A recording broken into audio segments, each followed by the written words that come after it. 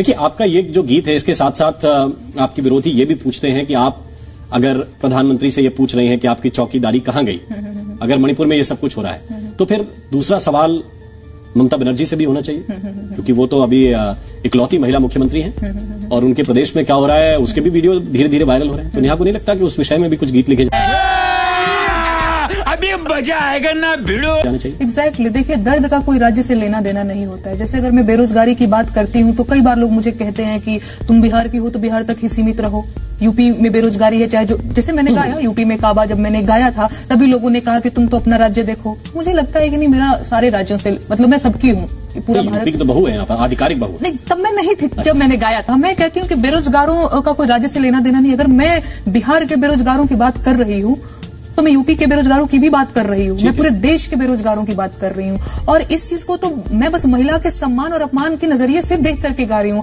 अगर मैं मणिपुर की बेटियों का दर्द गा रही हूँ तो सेम वही दर्द बंगाल की बेटी का भी है, बंगाल की महिला का भी है।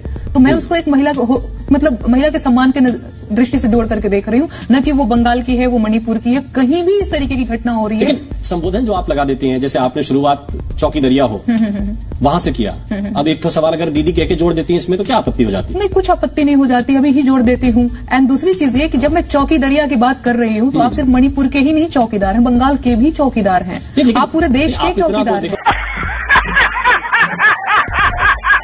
तो इतना तो आप समझदार हैं कि ये जो कानून व्यवस्था का मसला है ये राज्य का मसला है। अगर यूपी में कोई घटना घटेगी तो उसके लिए नीतीश कुमार जी जिम्मेदार थोड़ी होंगे, भाई योगी आदित्यनाथ से सवाल पूछे जाएंगे। तो इसी तरह बंगाल की घटना ऐसे आप रिलेट कर देंगे, प्रधानमंत्री हर चीज के लिए जिम्मेदार हैं, तो आपको लगता है जायज बात है? आर यू कॉमेडी मी?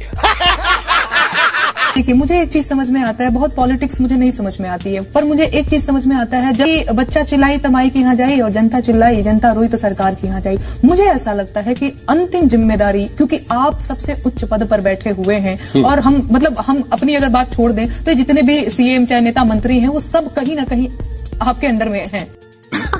सही पकड़े हैं। जब किसी राज्य विशेष में भाई सरकार तो है और हर सरकार में के खिलाफ एक विपक्ष है, कहीं बीजेपी सरकार में कहीं बीजेपी विपक्ष में, तो अगर आप विपक्ष की आवाज भी उठाती हैं या जनता की आवाज भी उठाती हैं तो आपको नहीं लगता कि कुछ सिलेक्टिव हो जाता है, जिसकी वजह से एक तबका है जिसमें मैंने कहा कि उसके तन बदन में आग लग जाती है? ठीक है, आप सिलेक्टिव अप्रोच की बात कर रहे हैं। लोग मुझे कहते भी कि राजस्थान व छत्तीसगढ़ में काबा तुम कब गा रही हो, एमपी में काबा और इस तरीके की। मैं उनसे भी कहना चाहती हूँ, और कल भी मेरी एक जगह बात हो रही थी।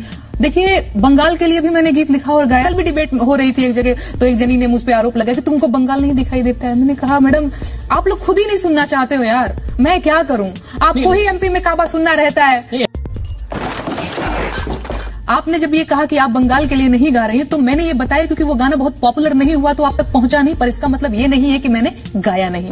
मैं गाती हूँ दीदी, बंगाल के हुई तू काल बोलो सारा रारा, अरे बांग्लादेशियन के स्वर्ग बंगाल बोलो सारा रारा, अपने लोगन के तू हो गई लुका। इस तरीके से मैंने गीत 1.5 साल पहले गाया है राममोहन शर्मा जी, पर उसकी मैं बस बता रही हूँ कि मैंने गाया है। और अब आप जब सवाल कर रहे हैं तो मैं उम्मीद कर रही थी कि आपकी रिसर्च इतनी मजबूत जरूर हो कि आपने वो गीत सुना हो।